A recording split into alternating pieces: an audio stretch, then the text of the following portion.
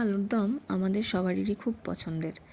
আর এই ছোট আলুর দমের সাথে লুচি একটা আলাদাই কম্বিনেশন এনে দেয়। এই ছোট আলুর দম দিয়ে আলু ভাজা আর লুচি খেতে দারুণ লাগে। এই আলুর দমে আলুগুলো কিভাবে বানালাম সেটাই এখন বলছি। প্রথমে কড়াইটা গরম করে নিয়ে সেখানে পরিমাণ মতো সর্ষের তেল অ্যাড করে দিলাম। এবার যখন তেলটা গরম হবে তখন সেই তেলের মধ্যে একটু পাঁচফোড়ন আর একটু হিং নিয়ে সেখানে ফোড়ন হিসেবে দিচ্ছি। এরপরে যখন হিং আর পাঁচফোড়নটা ভাজা হয়ে যাবে তখন একটা পেস্ট দিয়ে দিতে হবে।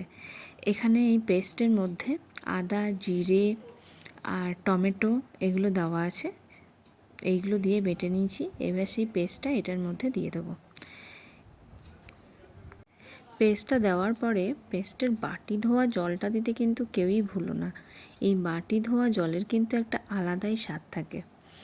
এইবার ভালো করে নেড়ে নিয়ে সেখানে গুঁড়ো মশলাগুলো অ্যাড করে দেবো।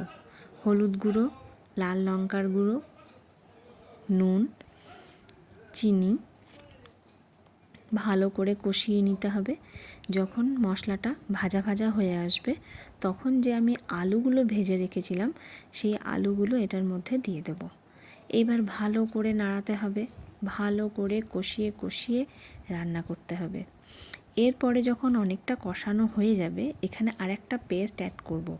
সেখানে টক দই, তার সাথে কিছুটা পরিমাণে দারচিনি, একটা এলাচ দিয়ে ভালো করে পেস্ট করে নেব। পেস্ট করে নিয়ে সেই পেস্টটা আমি আলুর মধ্যে দিয়ে দিচ্ছি। এটার একটা আলাদা রকমের টেস্ট হয়। এবার ভালো করে কষাতে থাকবো। ভালো করে কষিয়ে কষিয়ে আলুর দমটা রান্না করতে হবে। যখন খুব ভালো করে কষানো হয়ে যাবে তখন পরিমাণ মতো জল এখানে দিয়ে দেব।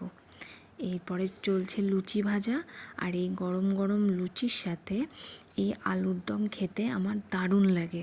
আর শীতকালে এই ছোট আলুর দমের সাথে লুচি খাওয়ার মজাটাই আলাদা।